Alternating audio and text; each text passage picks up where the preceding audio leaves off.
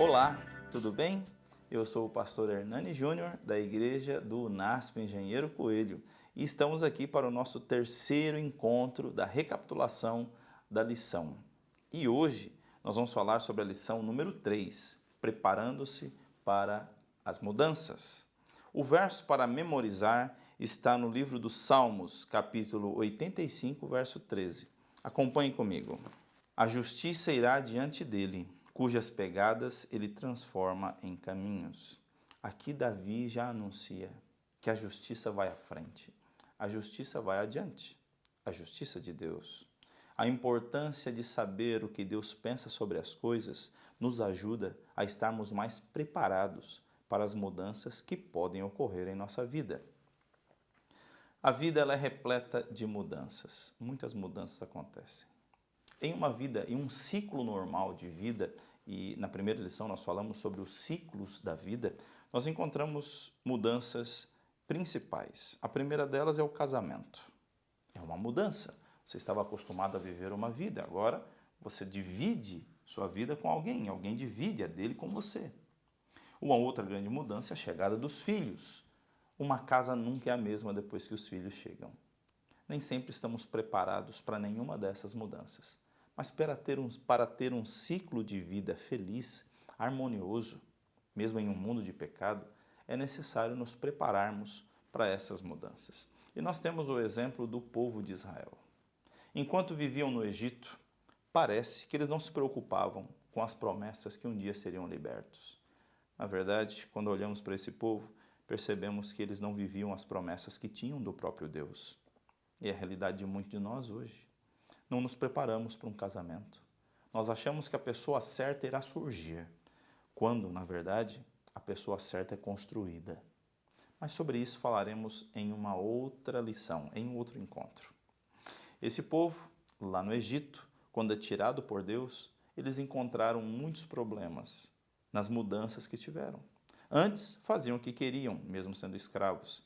Agora você encontra um Deus tentando organizá-los moralmente com suas leis. Mas não foi fácil para eles, porque não estavam preparados para essa mudança. Parece que a saída do Egito os pegou de surpresa, quando Deus já tinha anunciado que isso aconteceria, e anunciado a Abraão, quando disse que a sua descendência ficaria escrava e peregrina por 400 anos. A importância de saber como Deus vê os ciclos e nos dá informações sobre isso. Portanto, passe mais tempo com a Bíblia, para que você esteja preparado para as mudanças que surgirão. Isso é muito importante.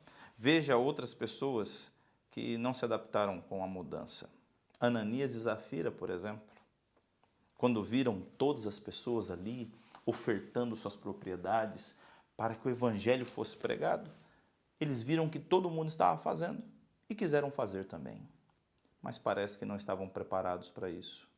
E a despreparação, o inesperado, o sentimento de algo que fizeram, que não era para ser assim, os levou à morte, porque eles mentiram para Pedro e para Deus. E o fim foi a morte. Não estavam preparados financeiramente para contribuir daquela forma. Então, muito cuidado aos apelos feitos para você dar seu dinheiro. Eu não estou dizendo que você não deve dar. Eu estou dizendo que você deve se preparar para isso. Prepare sua oferta em casa, antes de chegar à igreja. Deixe sua oferta separada, para você não ficar preocupado depois em não ter preparado e ser tocado no momento e ofertar aquilo que você não se preparou. Outro pedido interessante foi a mãe de Tiago e João, que se aproximou de Cristo, e na Bíblia, lá em Mateus capítulo 20, ela é chamada de a esposa de Zebedeu, e ela pede que os seus filhos, um sente à sua direita e outro à sua esquerda. Parece que eles não estavam ainda percebendo que a missão de Cristo, em sua primeira vinda, era do servo sofredor, e não a do Rei da Glória. E eles estavam pedindo algo sem saber o que estavam pedindo. Não estavam preparados para o sofrimento. Quem hoje está preparado para o sofrimento? Você está? Nem sempre estamos. Pois achamos que a vida cristã é um mar de rosas, quando não é. A vida cristã é uma vida de luta.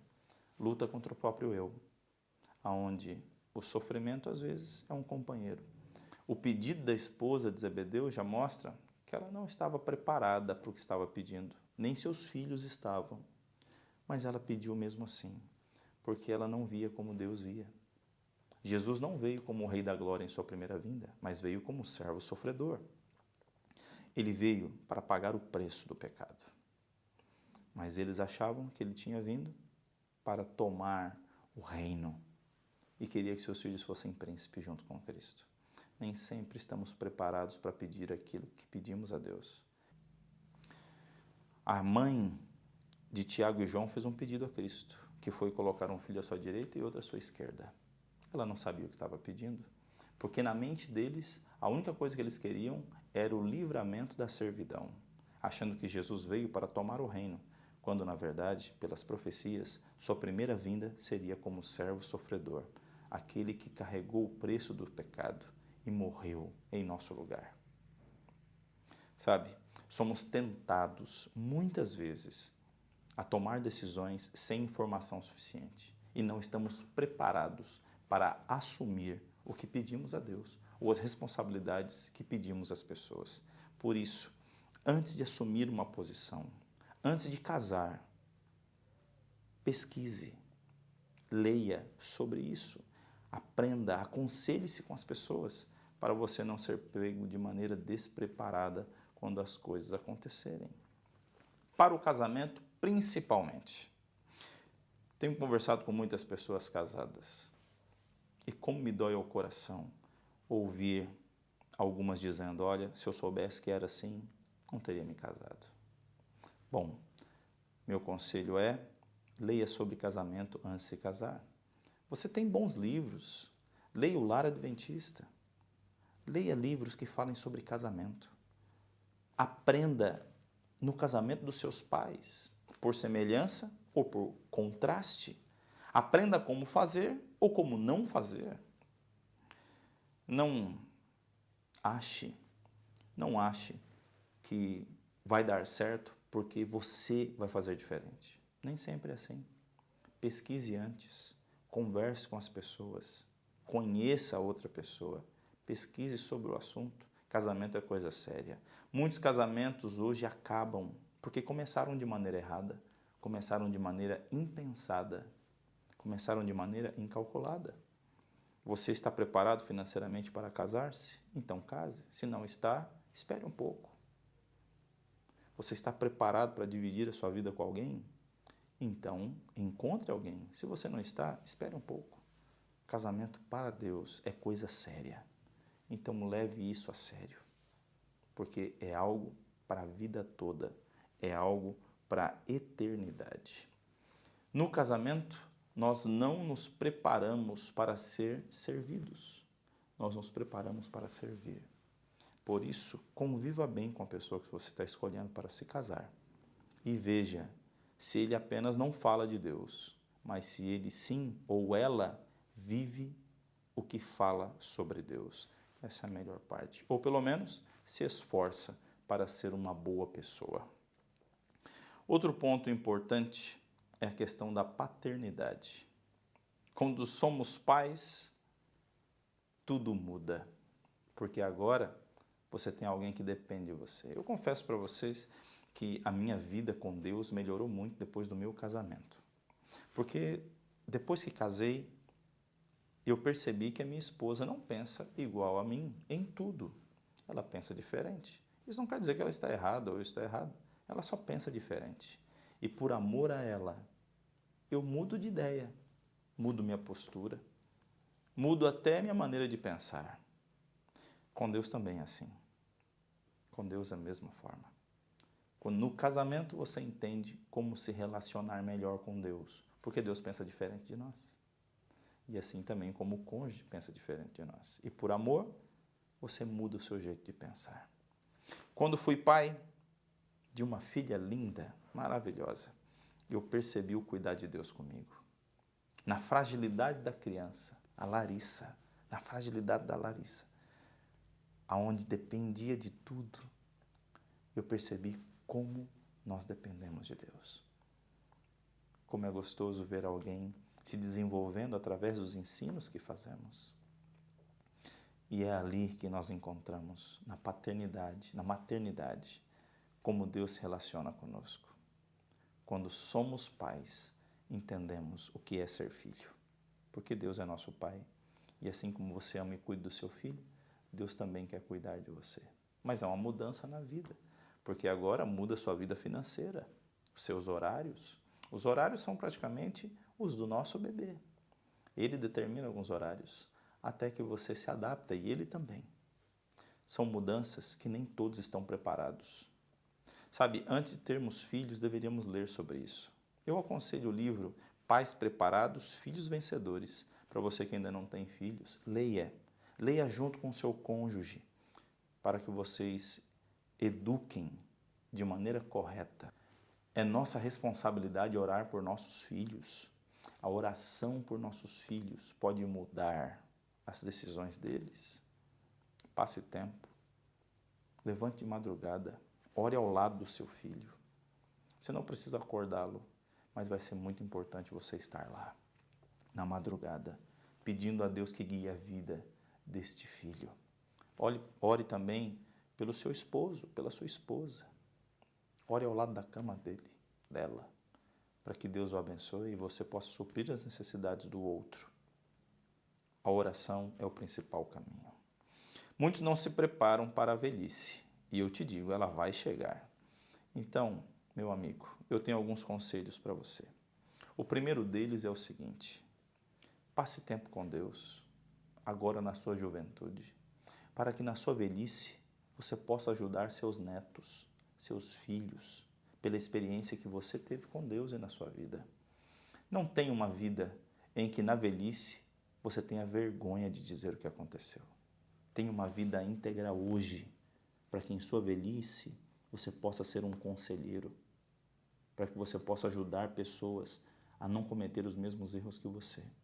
O falar das coisas que você acertou e o caminho e quanto isso custou. Hoje nos preocupamos com a velhice. Tenha boas ações hoje, cuide de sua família. Leve a sério o seu trabalho, para que no futuro você possa ser um conselheiro, você possa ser alguém com autoridade para dizer às próximas gerações como se deve viver o melhor caminho. Outro ponto é termos bons hábitos.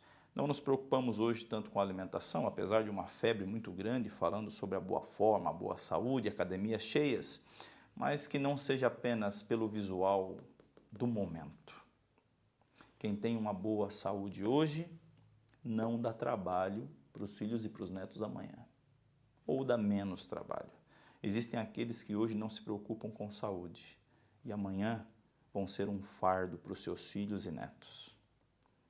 Cuide-se, tenha uma boa saúde, tire um tempo para caminhada, uma boa alimentação, pesquise sobre isso, para que você seja uma bênção na sua velhice e não um fardo para os filhos. Outro ponto importante que eu deixo como um conselho para você é a paixão e o entusiasmo pela vontade de Deus, por fazer a vontade de Deus. Faça as coisas com vontade. Nunca deixe de servir ao Senhor. E você vai perceber que Deus vai firmar os seus passos. E você vai ser alguém feliz em sua vida. Agora nós vamos entrar num assunto um pouco delicado. Você se prepara para morrer? Uma pergunta interessante. Quem se prepara para morrer hoje? Poucos. Mas a morte, ela é real. E enquanto Jesus não voltar, é algo que não vai parar. Todos vamos morrer. Enquanto Jesus não colocar um fim na morte, a morte é a única certeza que temos. Então, meu querido, minha querida, se prepare, você não vai viver para sempre. Eu não estou falando aqui de uma morte por acidente ou por uma doença que te encontre no meio do caminho, num dos ciclos de sua vida, mas eu falo da morte que chamamos natural, que vem após muitos anos de vida. Deixe um legado para sua família, um bom legado. E você já deve ter ouvido muitos sermões com a seguinte pergunta: o que falariam de você no seu funeral? Pense nisso enquanto você está vivo. Que tipo de legado você tem deixado? prepare-se. Não seja um fardo para sua família, um fardo financeiro. Hoje em dia é mais caro morrer que nascer. Então prepare-se, não há nada de mal em você fazer um seguro funeral. Isso vai tirar um fardo das costas da sua esposa ou do seu marido e dos seus filhos e netos. Portanto, só é pego despreparado quem não se prepara. Pareceu redundante, mas é uma verdade. Prepare-se, prepare-se para um casamento. É necessário. Estude sobre, para você não estragar sua vida, nem a vida de outrem. Prepare-se para os filhos. Leia sobre o assunto, para que quando eles cheguem, não peguem você de maneira despreparada e você não consiga fazer pelo seu filho aquilo que ele precisa. Prepare-se para a velhice, ela vai chegar. Tenha uma boa saúde hoje, se preocupe hoje com sua saúde, para que você não seja uma pessoa que no final de sua vida gaste sua aposentadoria nas farmácias que tem por aí. E por último, saiba, enquanto Jesus não voltar, a única certeza que temos é que nós vamos morrer. Então se prepare para isso também. Faça o que lhe agrada o coração. Entregue sua vida a Deus, porque o justo vive pela fé. E ele nunca é esquecido por Deus. E no último dia, se você morrer, e quando Jesus voltar, ele vai chamar você para continuar uma vida de bênçãos que você procurou ter aqui. Eu quero orar por você agora, pedindo a Deus que nos ajude, porque não estamos preparados para tudo, mas podemos nos preparar para muita coisa que pode acontecer. Oremos. Grande Deus, nunca estamos preparados para tudo que acontece, mas existem muitas coisas que nós podemos nos preparar. Senhor, abençoa-nos e ajuda-nos a estudar e nos preparar para um casamento. Ajuda-nos a nos preparar para termos filhos. Nos ajuda, Pai, nos conscientiza sobre a velhice que vai chegar. E também, Senhor, sobre essa maldição que o pecado trouxe, que foi a morte. Ajuda-nos a estarmos preparados para quando esses ciclos, Senhor, chegarem. Bom Deus, abençoe esse amigo, essa amiga que nos ouve, nos acompanha. Dirige, Senhor, a vida dele. Dê a eles, ó Senhor, a tua bênção, a tua direção e ajuda-os a estarem preparados para essas fases da vida. Nos dê, Senhor, um bom restante de dia. Nos usa, perdoa os nossos pecados, em nome do Senhor Jesus Cristo. Amém. Eu fico por aqui, mas se prepare para o nosso próximo encontro. Mas antes de encerrarmos, lembre-se, se inscreve no canal, ative as notificações, compartilhe esse vídeo. Muitas vidas serão abençoadas através dessas palavras. Até nosso próximo encontro. Te vejo lá.